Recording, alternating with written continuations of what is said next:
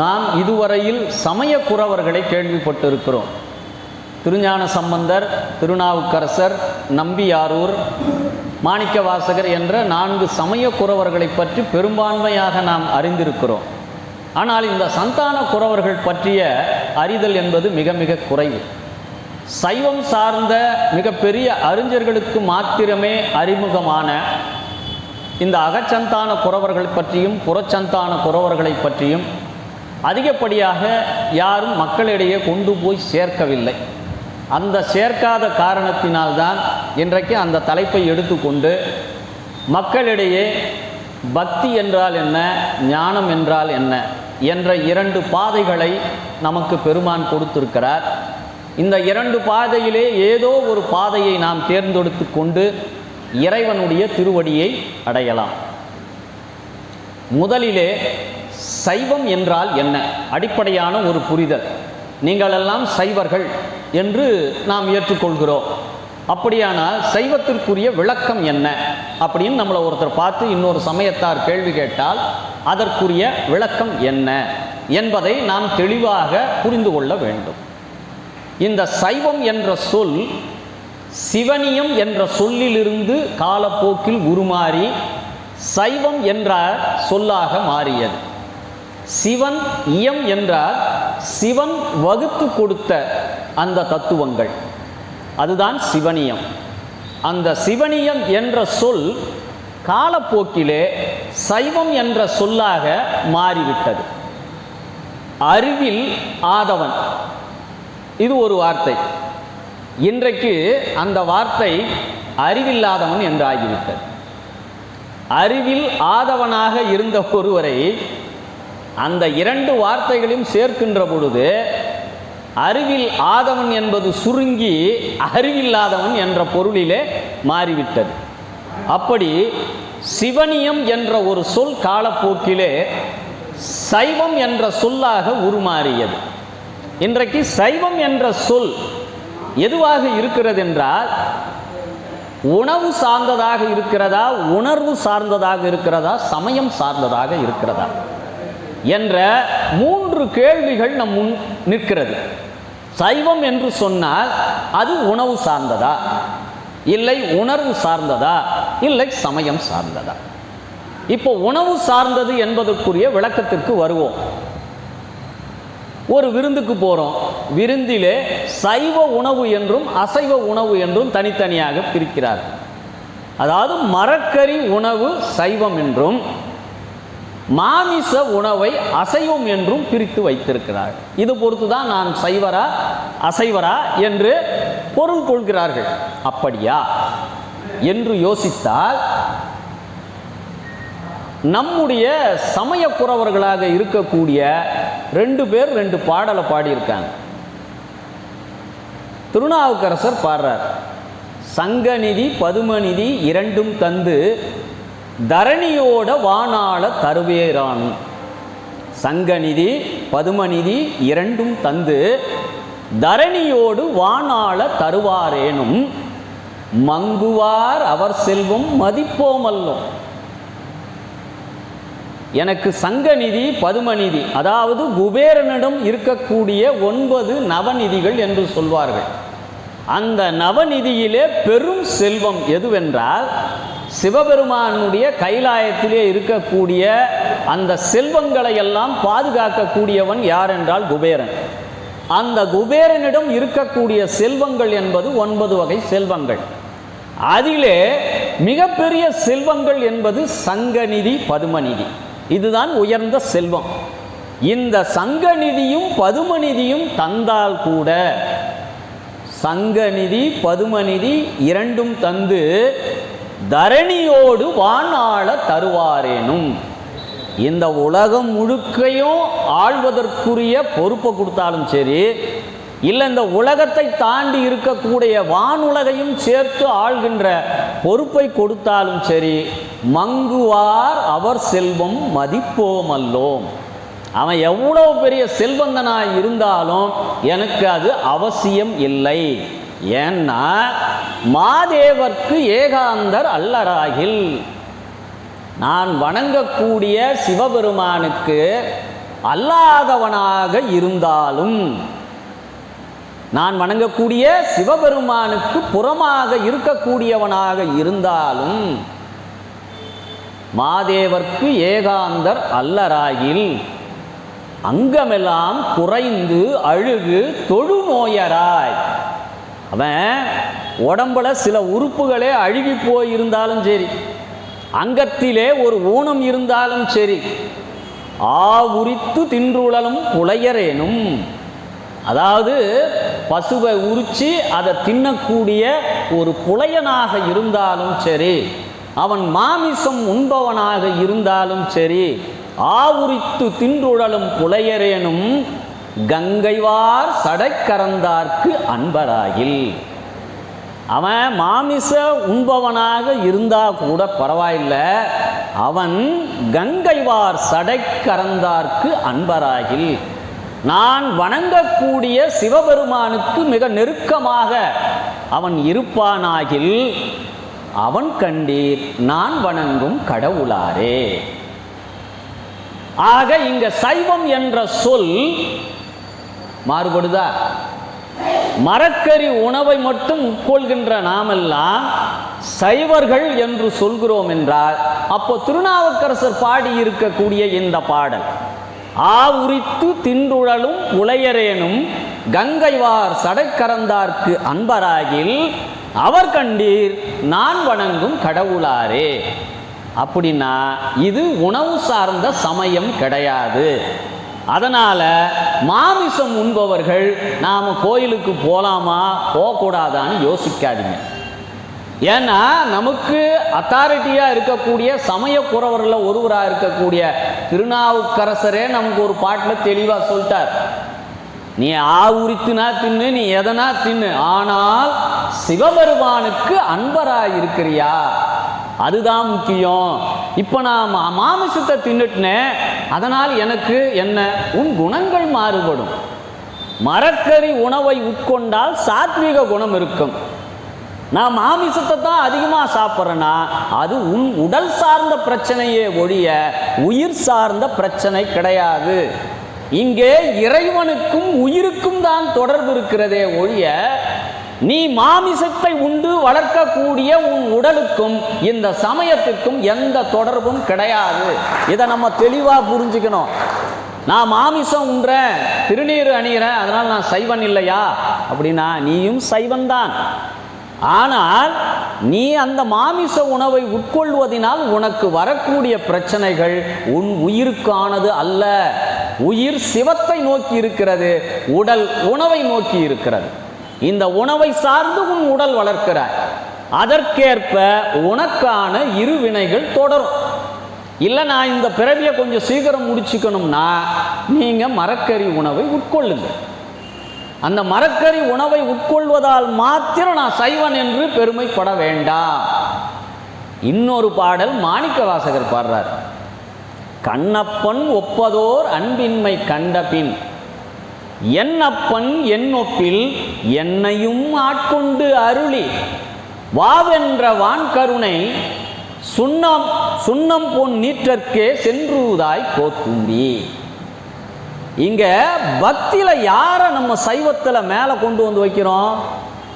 மரக்கறி உணவை உட்கொண்டவரை அல்ல, பன்றி மாமிசம் உண்ட கண்ணப்பனைத்தான் நாம் பக்தி மார்க்கத்திலே உயர்ந்த நெறியில கொண்டு போய் வச்சிருக்கிறோம்னா சைவத்தை உண்டவர்கள் அல்ல, அசைவத்தை தினந்தோறும் உட்கொண்டு இருந்த கண்ணப்பன் தான் பக்தி என்பதற்கே உயர்ந்தபட்ச அடையாளமாக நாம் வச்சிருக்கிறோம்.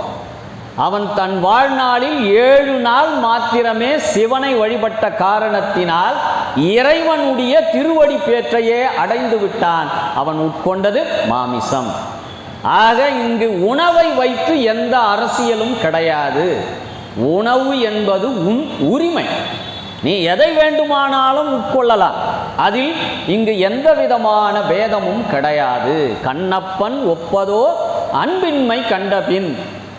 மாணிக்கவாசகர் சொல்றாரு, கண்ணப்பனை போல ஒரு அன்பு நான் வைக்கல உன் மேல, இருந்தாலும் அவன் தன் கண்ணையே பிடுங்கி உனக்கு பொருத்தினான். அதனால தான் அவன் திண்ணனாக இருந்தவன் கண்ணப்பன் என்ற ஒரு பெயரை அன்றைக்கு பெற்றான்.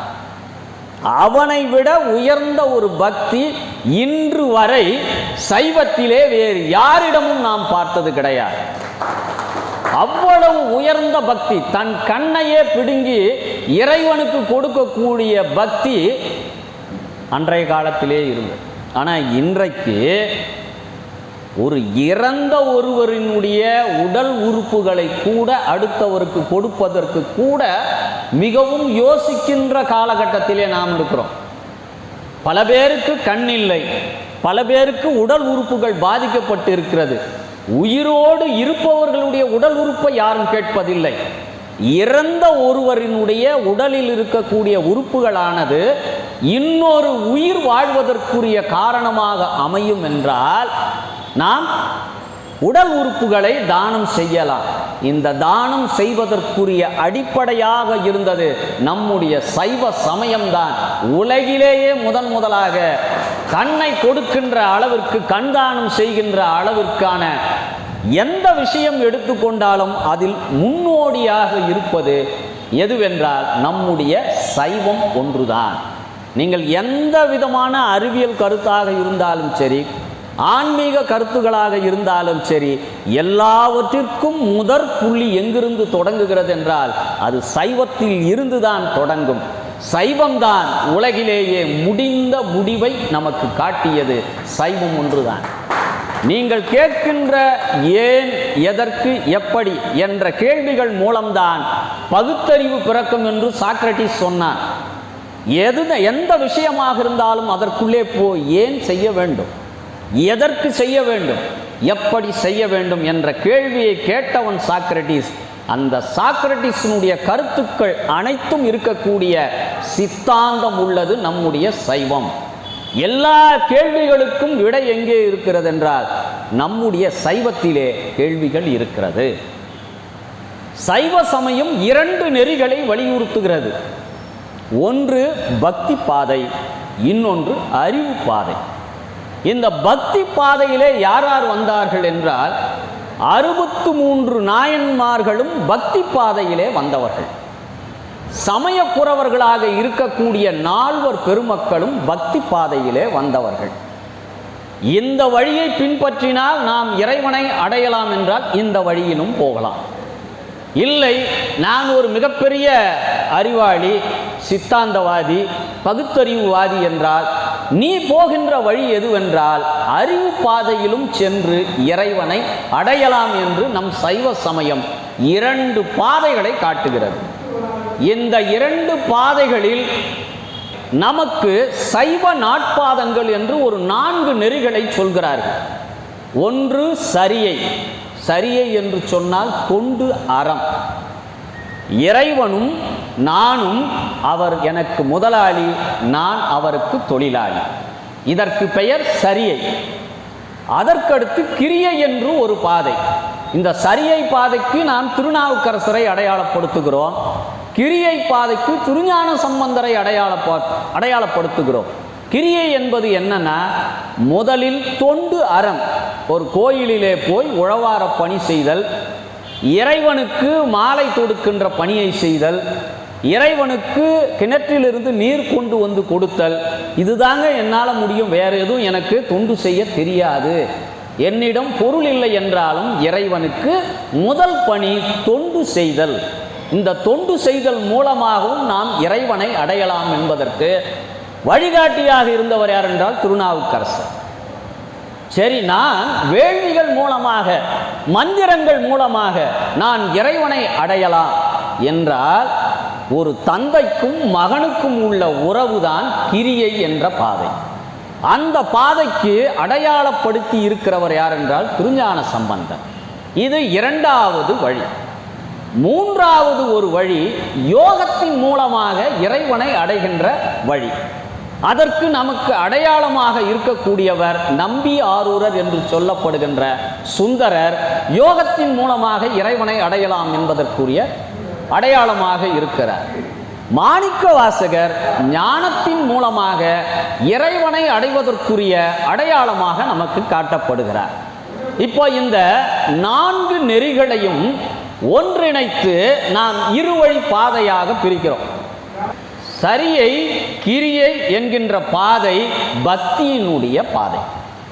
இந்த 2 பாதையின் மூலமாக நாம் இறைவனை அடைதல். இந்த சரியையும் கிரியையும் ஒன்றாக இணைந்து பக்தி என்ற பாதையை காட்டுகிறது. 2வது ஒரு பாதை எதுவென்றால் அறிவு பாதை. இது யோகத்தின் மூலமாகவும் ஞானத்தின் மூலமாகவும் நமக்கு காட்டுகிறது.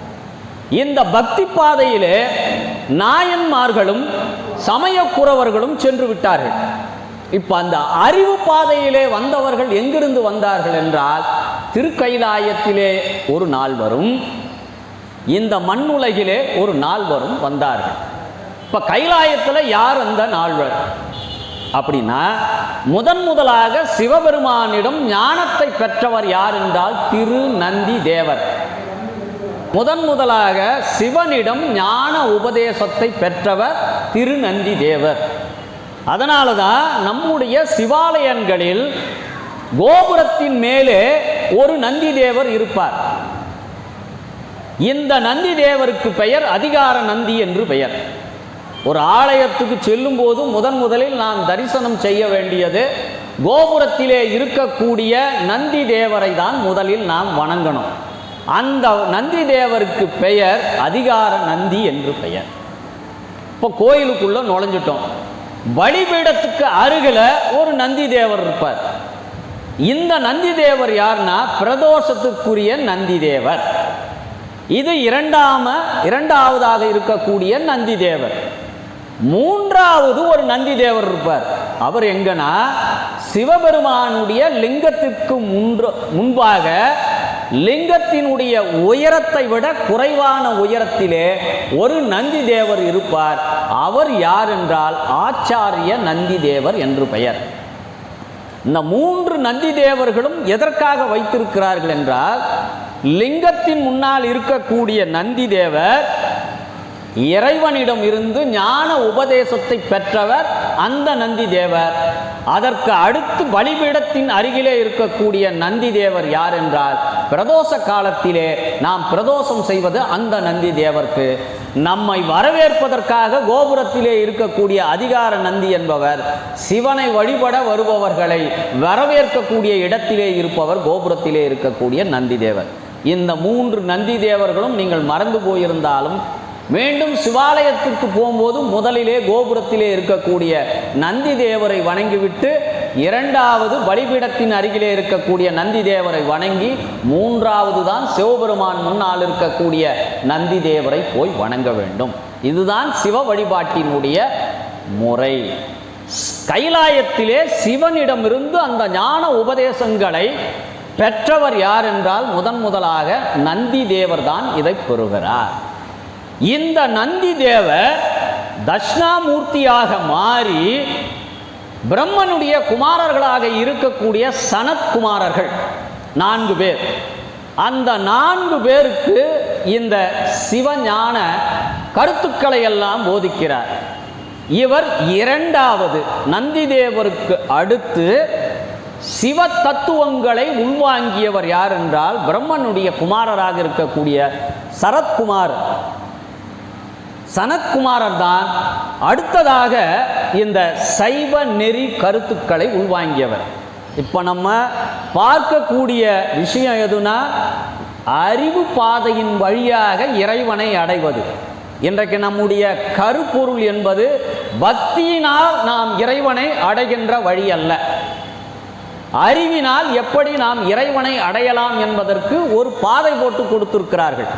அந்த பாதை என்பது திருக்கைலாயத்தில் இருந்து தொடங்குகிறது. சிவன் திருநந்தி தேவருக்கு போதிக்கிறார், திருநந்தி தேவர் சனத்குமாரருக்கு போதிக்கிறார். இந்த சனத்குமாரர் இந்த கருத்துக்களை எல்லாம் உள்வாங்கி அடுத்ததாக சத்திய ஞான தரிசினி என்பவருக்கு இந்த சைவ கருத்துக்களை எல்லாம் தத்துவங்களை எல்லாம் போதிக்கிறார். சத்திய ஞான தரிசனிகள் 3ஆமவர். சைவ சித்தாந்த கருத்துக்களை உள்வாங்கியவர் சத்திய ஞான தரிசனி. 4வது ஒருவர் யார் என்றால் பரஞ்சோதி முனிவர் தான் 4வது முனிவர். இவர்களுக்கு பெயர் திருக்கைலாய பரம்பரை அகச்சந்தான குறவர்கள் என்று பெயர். தத்துவ பாதையின் தொடக்கம் சிவனில் தொடங்கி நந்திதேவர் அடுத்து சனத்குமாரர் அதற்கடுத்து தத்திய ஞான தரிசனிகள் அதற்கடுத்து பரஞ்சோதி முனிவர். இப்படியாக இந்த பாதை இந்த பக்கம் தொடங்குது. இந்த பக்கம் பக்தி பாதையில் எங்கிருந்து தொடங்குகிறதுன்னு பார்த்தா, நமக்கு இலக்கியங்கள் சார்பாக நமக்கு பதியப்பட்டிருப்பவை 3ஆம் நூற்றாண்டு காலத்திலே வாழ்ந்த காரைக்கால் அம்மையாரிடம் இருந்து பக்தி பாதையானது தொடங்குகிறது. இந்த காரைக்கால் அம்மையாரில் தொடங்கி 12ஆம் நூற்றாண்டிலே வாழ்ந்த சேக்கிழார் பெருமான் வரை வந்தவர்கள் எல்லாம் அருளாளர்கள். காரைக்கால் அம்மையார் சிவன் அருள் பெற்ற ஒரு அருளாளர். அதற்கு பின்னால் அவரோடு சேர்த்து 63 நாயன்மார்கள் வருகிறார்கள். பின்னால் சமய குறவர்கள் வருகிறார்கள். இவர்கள் எல்லாம் பக்தி என்ற ஒரு நெறியிலே தொடர்ச்சியாக வருகிறார். கடைசியாக நமக்கு அடையாளப்படுத்தப்பட்டிருப்பது திருத்தொண்டர் புராணம் எழுதிய சேக்கிழார் பெருமான் வரை அருளாளர்கள் வந்து நமக்கு பக்தி நெறியை போதித்தார்கள். ஆனால் கைலாய பரம்பரையிலிருந்து வந்தவர்களெல்லாம் ஞானத்தை போதித்தார்கள். அவர்களெல்லாம் ஞானாசிரியர்கள். அருளாளர்கள் வேறு, ஞானாசிரியர்கள் வேறு. இந்த ஞானாசிரியர் பரம்பரையிலே பரஞ்சோதி முனிவர் 4ஆமவராக வந்து ஒரு நாள் பொதிகை மலையிலே இருக்கக்கூடிய அகத்தியரை சந்திப்பதற்காக அவர் வான்வெளியே வருகிறார். அப்படி வான்வழியே வருகின்ற பொழுது அவருடைய வருகையை திருவெண்ணைநல்லூர் அருகே வந்த பொழுது அவருடைய பயணமானது தடைபடுகிறது.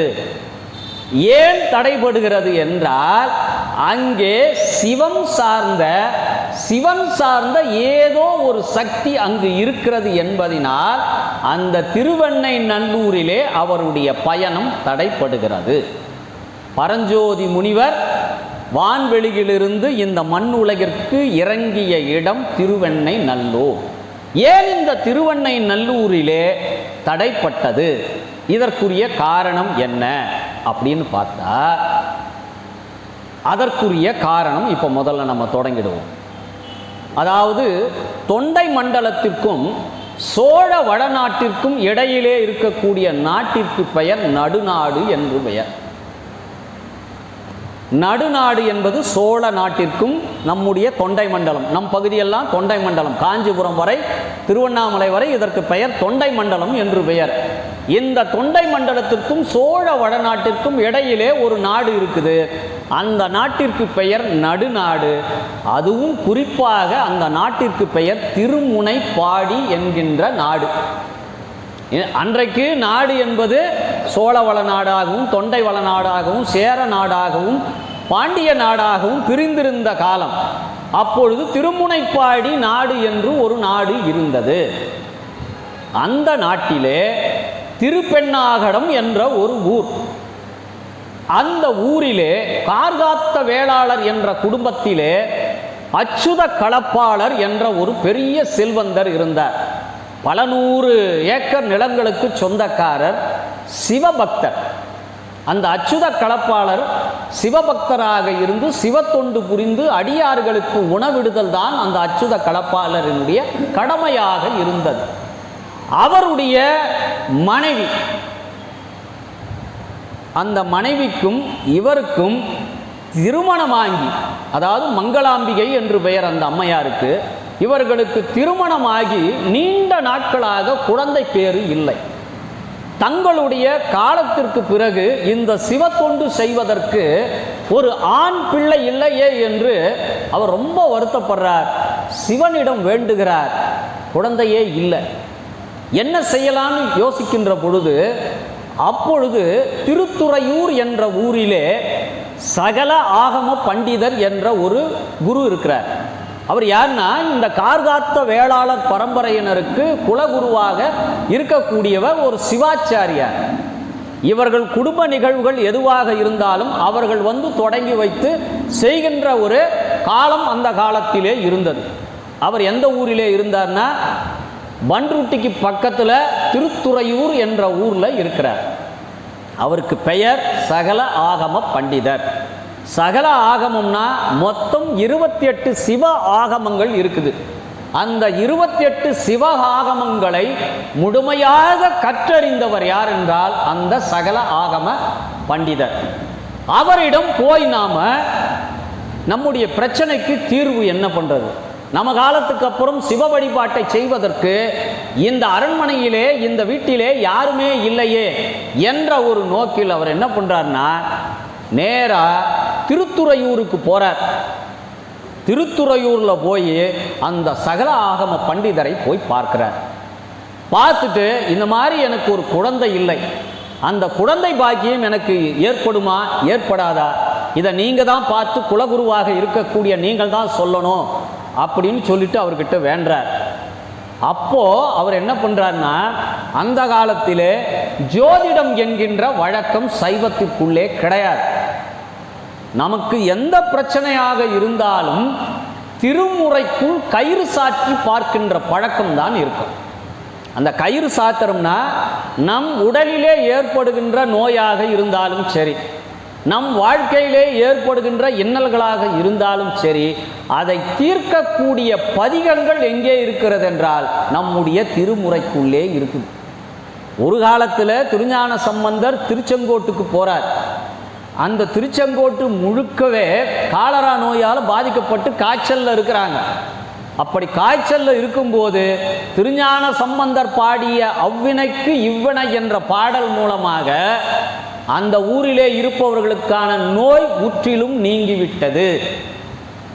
ஆக நம்முடைய திருமுறைகளுக்குள் ஒவ்வொரு நோய்க்கும் ஒரு பாடல் இருக்கிறது, ஒவ்வொரு நோய்க்கும் ஒரு திருத்தலம், சிவனுடைய திருத்தலம் இருக்குது.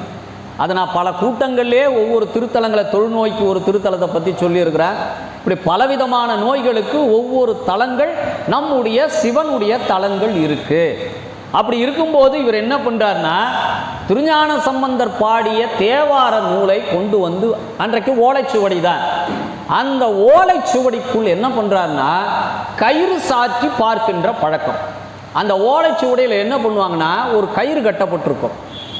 கண்ணை மூடிக்கொண்டு சிவநாமத்தை ஜபித்து அந்த ஓலைச்சுவடிக்குள்ள நம்ம கையை கொண்டு போய் உள்ள நுழைச்சோம்னா எந்த பாடல் வருகிறதோ அந்த பாடலை நாம் பின்பற்றினால் நம் பிரச்சனைகள் தீரும். வேணும்னா இன்னைக்கு கூட நாம தேவார நூல்களை கையில் வைத்து கொண்டு நமக்கு வாழ்வில் ஏற்படுகின்ற என நாம் இன்பம் வரும்போது இறைவனை என்றைக்கும் நாடப்போவது இல்லை. அது எல்லாருக்கும் பொதுவானதான். குடும்பத்திலோ நம்முடைய வாழ்க்கையிலோ இன்பம் வருகின்ற பொழுது நாம் இறைவனை தேடி போகின்ற பழக்கம் என்றைக்கும் கிடையாது.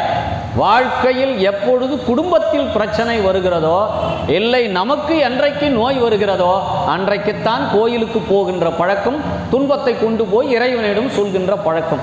ஒரு நாளாவது நாம் இறைவனிடம் போய், இறைவா எனக்கு நீ இவ்வளவு இன்பம் கொடுத்திய, உனக்கு இவ்வளவு நன்றின்னு எந்த நன்றி கடனையாவது நாம் செலுத்தி இருக்கிறோமா? ஏனென்றால் இன்பம் வருகின்ற பொழுது இறைவனை பற்றி சிந்தனையே நமக்கு கிடையாது. துன்பம் வருகின்ற பொழுதுதான் நமச்சிவாய மந்திரத்தை சொல்றது, சிவாய நம என்ற மந்திரத்தை சொல்றது. அது ஏன் நாள்தோறும் எழுகின்ற பொழுது நமச்சிவாய மந்திரத்தோட எழலாமே, துன்பமே வராம நீங்கி போயிடுமே. துன்பம் வந்த பிறகு அவன் நாமத்தை உச்சரிப்பதற்கு பதில் துன்பம் வருவதற்கு முன்பே அவன் நாமத்தை உச்சரித்தால் நமக்கு துன்பமே அருகில் வராமல் ஓடிவிடுமே, மறந்துடுறோமே. இன்பம் வருகின்ற போது இறைவனை நாடுகின்ற மனம் என்பது என்றைக்கும் நமக்கு இல்லை. அதனால் வாழ்க்கை பூராவே துன்பமா இருக்கணுமா? இல்லை, இறைவனும் அதை விரும்புவதும் இல்லை. இன்பமும் துன்பமும் நிறைந்ததுதான் வாழ்க்கை.